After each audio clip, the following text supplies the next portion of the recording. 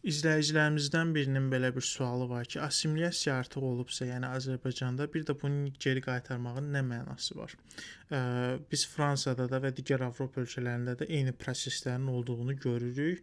Əvvəla deyim ki, assimilyasiya prosesi təbii bir proses olmalıdır. Yəni sizin Fransada və digər ölkələrdə gördüyünüz proseslər, bunlar digər bir mədəniyyətin, böyük bir mədəniyyətin digər xırda bir mədəniyyəti məğlub etməsidir. Amma bu məğlub etmə qılınc gücünə, insanları həbs etməklə, insanlara zülm etməklə, bir tərəfə daha çox pul xərcləyib o birisi tərəfdən elmi araşdırmaların aparılmasına icazə verməməklə baş vermir.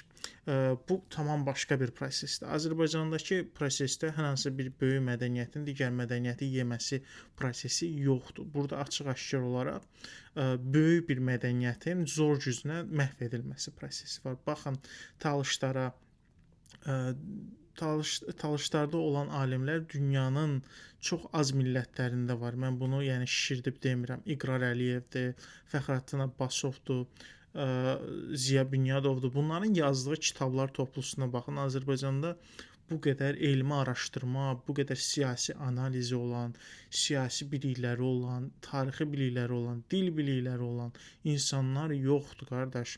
İqrar Əliyevin yazdığı Azərbaycan tarixi, boyda tarixi, Azərbaycan üçün heç kim eləməyibdi. Bu insan başdan ayağa cildlərin sayını da itirmişəm mən. Onları tam oxuyub qurtara bilməmişdim.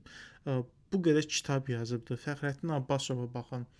Adam Bakı Dövlət Universitetində müəllim işləyib. Onun politologiyada verdiyi dərsliklər hələ də işlənilir. Dil barədə, Talış dili barədə çoxlu lüğətlər yazıb, elmi araşdırmalar yazıbdı.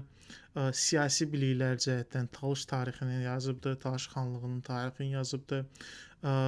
Azərbaycanın hakimiyyətinə, Azərbaycanın mədəniyyətinə aid güclü araşdırmalar var. Baxın, belə alimləri Azərbaycanda öldürürlər, tuturlar, sonra öldürürlər və yenilərinin yetişməsinə imkan vermirlər. Yəni bu insanlar öldürülməsəydi, həm Ziya Bünyadov öldürülüb, həm Novruzəli Məmmədov öldürülüb, həm Fəxrəddin Abbasov öldürülüb. Baxın, bunları niyə öldürürlər? Bu təbii inkişaf deyil, bu təbii assimilyasiya prosesi deyil. Əgər Azərbaycanda türkçülük, belə deyim, Talış məsələsini, Talış mədəniyyətini təbii olaraq yesəydi, mənim buna bir problem olmazdı. Burada zor gücünə bir assimilyasiya var və bu əslində assimilyasiya sayılmır.